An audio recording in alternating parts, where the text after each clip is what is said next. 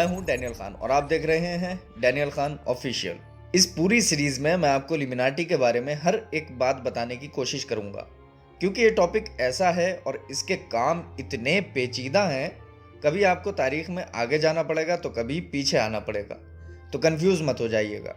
Finally first में 1776 को Adam वेइसहॉफ्ट नामी शख्स ने एक ऐसी ऑर्गेनाइजेशन की बुनियाद रखी जिसकी वहशत की जद में हर एक इंडिविजुअल बुनियादी तौर पर आया हुआ है।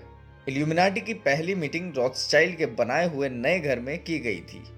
आज भी आप देखेंगे रॉथस्चाइल्ड फैमिली का इतना नाम ना होने के बावजूद वो अमीर तरीन लोगों में शामिल है।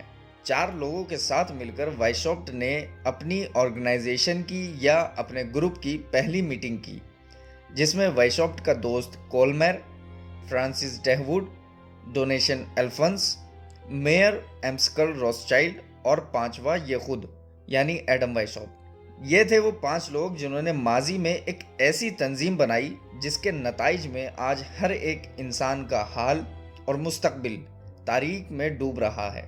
मैं आपको एडम वेइसहॉफ्ट के बारे में बता चुका हूँ इल्यूमिनाटी पोस्टमार्टम के फर्स्ट पार्ट में। अगर आप चाहें तो नेट पर बाकियों के बारे में भी पढ़ सकते हैं। इस सोसाइटी के आगाज में एडम वेइसहॉफ्ट के इरादों का जब गवर्नमेंट को मालूम हुआ तो इसको शहर बदर कर दिया गया था, लेकिन काम इसने फिर भी नहीं छोड़ा। फिर 1786 में बावेरियन गवर्नमेंट के सामने कुछ ऐसे पुख्ता सबूत आए जिससे एक बड़ी लूसिफेरियन कॉन्स्पिरेसी के बारे में मालूम होता है, जिसका एम था रिलीजियंस का खात्मा और तमाम सिविल गवर्नमेंट पर अपनी हुकूमत करना। फिर एक वक्त आया था कि गवर्नमेंट ने ऐलान कर दिया था कि जो भी शख्स इस सोसाइटी का मेंबर बनेगा उसे सजाए मौत दी जाएगी। वेइसहॉफ्ट ने लिखा, हमारे ऑर्डर की सबसे बड़ी ताकत उसको छुपाने में है। ये कभी भी जाहिर ना हो, किसी भी जगह इसको अपने नाम से जाहिर नहीं करना, हमेशा इसको दूसरे नाम से कवर्ड रखना है। और एक जगह लिखा, इस ऑर्डर को चाहिए कि ये सीक्रेट रहे और खामोशी से अपना काम अंजाम देता रहे, क्योंकि इस तरह ये हुक्मरान ताकतों के जुल्म सितम से बेहतर तौर पर महफूज रहेगा। इस ऑर्डर को 3 डिग्रीज पर बनाया गया था। ये मैं फ्रीमेसन की बात नहीं कर रहा, मैं इल्यूमिनाटी की बात कर रहा हूँ। इसमें भी 3 डिग्रीज बनाई गई थी। नंबर 1 नोविस, नंबर 2 मिनरवल, नंबर 3 और लास्ट इल्यूमिनेटेड मिनरवल। फिर उसने तय किया कि इस ऑर्डर में ज्वाइन होने वाले हर मेंबर का नाम क्लासिकल तर्ज पर रखा जाएगा। इसलिए वेइसहॉफ्ट का नाम रखा स्पार्टकस, जिसका मतलब एंशियंट रोम में गुलामों की बगावत का रहनुमा होता है। उसका राइट हैंड जेवियर वॉन ज़्वैक, उसका नाम रखा कैटो। निकोलाई जो कि एक बुक सेलर था, उसका नाम रखा ल्यूसियन। ऐसे ही हर शख्स का नाम क्लासिकल तर्ज पर रख दिया गया। जैसे the grand lodge of the illuminati जो म्यूनिक में है, उसका नाम रखा एथेंस, और जो भी इधर उधर और लॉज थे उनका भी नाम बदल दिया गया। जैसे इंगोसडेड का नाम रखा एफेसस, हेडलबर्ग लॉज का नाम रखा यूटिका। यानी जितने भी इनके लॉज थे सभी के नाम इन्होंने बदल कर रख दिए। महीनों के नाम रखे हेब्रू तर्ज पर, जैसे जनवरी का नाम रखा डिमेश, फरवरी का नाम रखा बेनमे। इसी तरीके से मार्च, अप्रैल, मई, जून इन्होंने सभी के नाम बदल दिए। अब 21 ऑफ मार्च को इन्होंने अपना न्यू ईयर तस्लीम किया, क्योंकि माना जाता है 21 मार्च विचेस का न्यू ईयर है। यानी कि इन्होंने अपने आप को खुफिया रखने के लिए एक अलग ही अपनी डिक्शनरी बना ली। इसमें हर चीज़ का नाम अलग कर दिया, हर इंसान का नाम अलग कर दिया और अपने साइंस और लोगोज बनाना शुरू कर दिए, ताकि मुंह से बिना बोले ये एक दूसरे से राब्ता कर सकें और एक दूसरे की हिमायत हासिल कर सके। मैं आपको ऐसी लतादार चीज़ें दिखा सकता हूँ जिसमें इन सीक्रेट सोसाइटीज़ और इल्यूमिनाटी ने अपने सिंबल्स बना रखे हैं, और ये भी बताऊंगा कि उनका मतलब क्या होता है और ये भी कि क्यों बनाए हैं, लेकिन आगे आने वाली वीडियोस में। शुरू के 4 साल में इंसिनेटर्स नाम की कमेटी के थ्रू 60 एक्टिव मेंबर्स इसमें शामिल किए गए, जबकि तब तक 1000 लोग इनडायरेक्टली इससे एफिलिएट हो चुके थे। फिर 3 और लॉज बना दिए गए, लेकिन इनमें से बहुत कम ही लोग ऐसे थे जो इस इल्यूमिनाटी के मकसद से वाबस्ता थे। बाकी सब वो भेड़ की चाल की तरह थे, जैसे एक भेड़ जिधर गई बाकी सब भेड़ें उसी के पीछे पीछे उधर ही चलती चली गईं।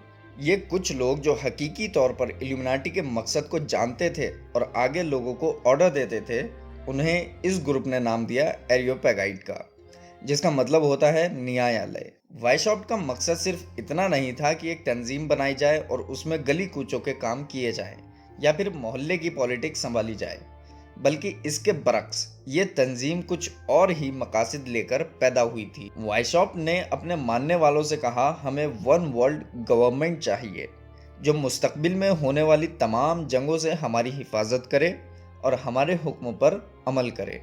इसके बारे में नेस्टा वेबस्टर अपनी बुक वर्ल्ड रिवॉल्यूशन में लिखती हैं, इल्यूमिनिज्म का फन धोखेबाजों के साथ साथ माहिरों को भी शामिल करने में है और ईमानदार दूरंदेशी या जुनूनी लोगों के मंसूबों के ख्वाबों की हौसला अफजाई करके, मगरूरों के गुरूर की चापलूसी करके, अनबैलेंस्ड दिमागों पर काम करके या लालच और ताकत जैसे जज्बात पर खेल कर मुकम्मल तौर पर अलग अलग मकासद के हामिल लोगों को इल्यूमिनाटी के खुफिया मकसद की खिदमत करने पर मजबूर कर रहा है।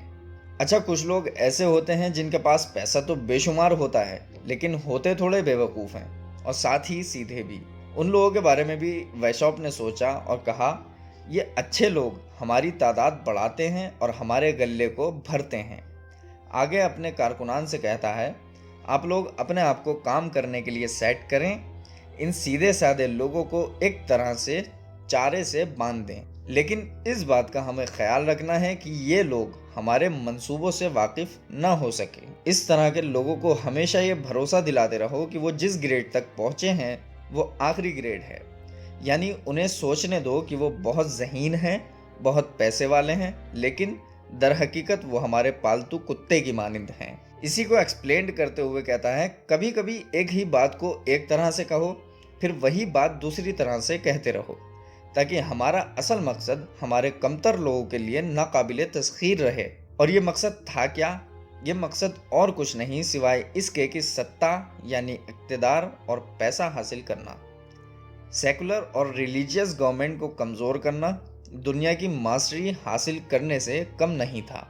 ये थी वाइशॉप्ट की तरफ से दी गई हिदायत, जिसकी बुनियाद पर वन वर्ल्ड गवर्नमेंट बनाई जा रही है। इस पर अगर मैं बोलूँ तो बहुत तवील बात हो जाएगी, लेकिन जब कभी अगर मुझसे कोई पूछे तो मैं यकीनन इसके बारे में बताना चाहूँगा। फिलहाल हिंदी में बोल रहा हूँ तो इंडिया और पाकिस्तान के लोगों के लिए ही बता रहा हूँ। इंडिया में ये आजकल के पॉलिटिशियंस और बिजनेसमैन समझते हैं जितना पैसा इन्होंने कमा लिया और जितनी सत्ता इनके हाथ में है बस वो काफ़ी है, लेकिन बात कुछ और ही है। वो इनके ऊपर भी कुछ लोग हैं जो इनको उंगलियों के इशारों से चला रहे हैं, वरना कोई शख्स जिसको नफरत हो एक ख़ास कम्युनिटी से, वो उसी कम्युनिटी के रहनुमा के सामने हाथ बांधकर झुका हुआ खड़ा हो तो जाहिर है कोई तो है जिसने इसको झुका रखा है, कोई तो है जिसने इसका हाथ बांधकर खड़े होने पर इसको मजबूर किया है। क्योंकि हैरानकुन बात यह है, वो रहनुमा भी वो नहीं जो ज़ाहिरी तौर पर दिख रहा है, वो खुद आला तरीन इल्यूमिनाटी के मेंबर्स में शामिल है। तो जाहिर है उसका इत्मीनान से बैठना और दूसरे कमतर दर्जे के इंसान का उसके आगे हाथ बांधकर खड़े रहना। फिलहाल आज के लिए इतना ही, अब मिलते हैं अगली वीडियो में। तब तक के लिए सोचें, समझें और अपना ख्याल रखें।